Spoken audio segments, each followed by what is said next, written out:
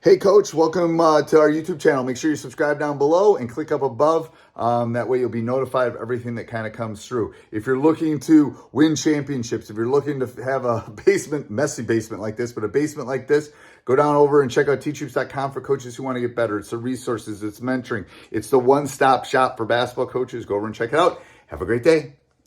All right, welcome to the Basketball Leadership Podcast, episode 5. We're getting closer to my favorite number, Coach. Getting closer to mine too. Oh, that's good. That's good. And I do like to gamble, but it's not 7.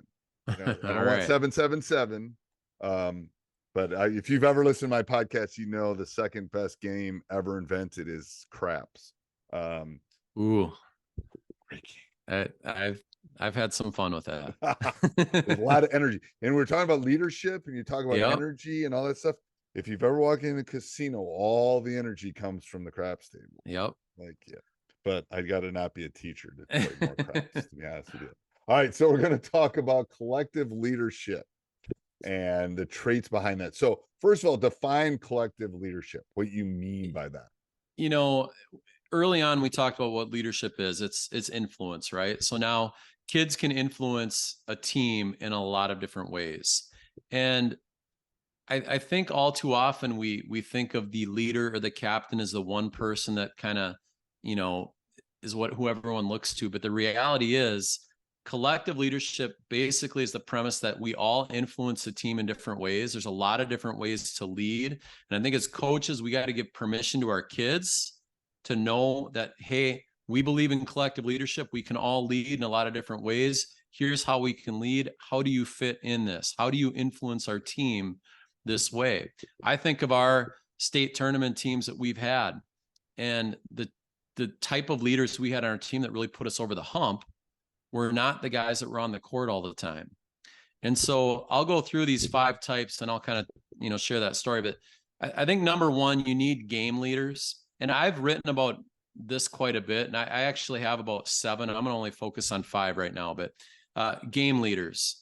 Your game leaders are the ones that will have the ball in their hands when it's crunch time. They might not be your best leaders in other areas, but they have to have they're your decision makers. There's your best player. Typically they need, they're a leader in that way.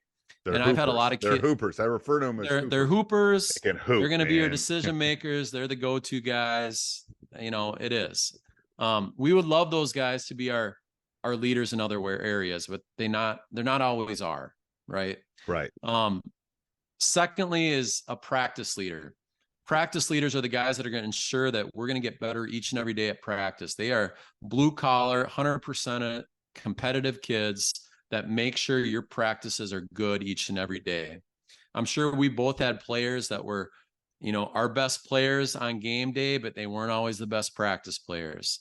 And we need to rely on other guys sometimes to bring the energy to practice and the competition to practice. I'm telling you, so for coaches listening to this, all my great teams, first of all my great teams, players 6 through 8, what are the difference between us winning and losing in some really big games?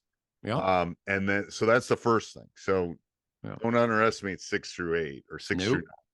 And then there was also people in there that never got on the court, which was what you're talking about, were those practice ones that made us better every day. And eventually they became game leaders, a couple of them, but they were just like, wow, there's like these people they just weren't going to get on the floor, but they were competitive every day. I know it's just crazy. And they know that and they accept that, but they're all about team.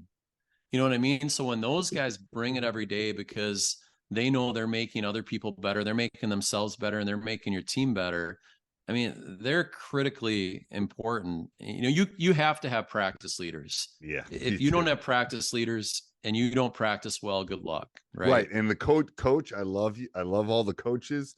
Again, going back to if you're leading in practice all the time, and again, sometimes you got to reset the clock, and sometimes you got to like, okay, here's how we're going to communicate. Here's how we're going to do it, because they are teenage boys or girls, and that's the way they act sometimes. But if you're having to do that 2 months into the season, you're having to bring that every day. Ooh, And really what you want to do, and I'm sure we both done this, is, I'm going to go up to my practice leaders after a practice where we didn't have a good one. And I'll say, guys, we need a good one tomorrow. You guys are our leaders, on the practice floor. You got to bring it tomorrow. You got to set the tone for everyone else. And they do, but those are the conversations we have to have as coaches with our kids. Yeah. The third one is the locker room leader. This is critical. Coaches can't be everywhere. And I've heard this said a lot, and I really agree with it. But the true culture of the team is what happens when the coach isn't there. And the locker room is the first place where stuff happens. And so you have to have someone that is able to control any drama, to put out fires.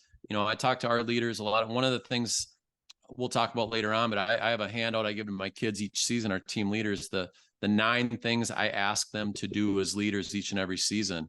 And then we continue this discussion over the course of the year. And one of them is to be a junior firefighter. I mean, really, that's their role in the locker room, to put out the little fires behind the scenes before they turn into something bigger. And we talk about what those look like and what those are and what those could be, and have this ongoing discussion. But so do you have specific things for a locker room leader, or do you just have things for all 3 of the leaders we talked about so far that you? I have 9. It's a team leader checklist. Okay. And it's 9 things that I give to them, and I go through at length. These are the 9 things I want from you. We need from you as leaders going into the season. Obviously, it's a start. There's more, right, but it's 9 things on paper that we need them to do. Okay. And then the humor social leader. And I think this is one that we forget about a lot. Basketball is a long season. And you need that kid who's got high emotional IQ, that can crack a joke at the right time, that can lighten the mood at the right time, that knows how to make it fun when he needs to, but also serious when he needs to. They're typically, your social leaders as well. I think about my team. 2019, my own son, he's about the 9th man on our team. Okay. He didn't get in a lot. Okay. He's a tweener. One of the best leaders we had on our team. He's a reason we went to state. We took 3rd in state. He didn't get on the court a whole lot, but man, he was an energy leader too. He brought energy, but he brought that emotional intelligence and that ability to connect people socially and to crack a joke when he needed to. And he kept everyone involved on the team. And those leaders are critical. When we went to state in 2017, I had another kid just like that. Like those kids, when you talk about teams that get over the top, how do you get over that hump? They all have those people on the team that do that. In my experience, like right, they keep the team connected, they push them over the hump. And then that energy leader is the one on game day. It's your bench leader. They're bringing joy, positive energy. They're supporting everyone, and it's contagious. And that energy leader feeds off on other people. And kids can fit in all these little pockets, and they need permission to be able to fit in that pocket. And I think as coaches, we have to celebrate these leaders. And so kids know that we value them, and how are we going to use them throughout the season on our teams. So those are the 5 key ones. So they obviously you can be more than one, because you could be absolutely the one in the game one. Yep. So how do you monitor all those? And is it you monitoring? Is it them monitoring? I mean, how do you help them with those different processes throughout the season? I think you first have to talk about it. Like, hey, there's a lot of different ways to lead. Here's examples. And then let's have conversations with kids at the beginning of the season. I mean, you're talking with a team and you're going to say, who's our practice leaders? Who are our best practice players? Why are they our best practice players? Who's our game leader? Who is our locker room leader? I mean, you kind of know as a coach, but just having honest conversations with the kids. One thing I do at the beginning of the season too, we can talk about this later, is I give this preseason self-perception form.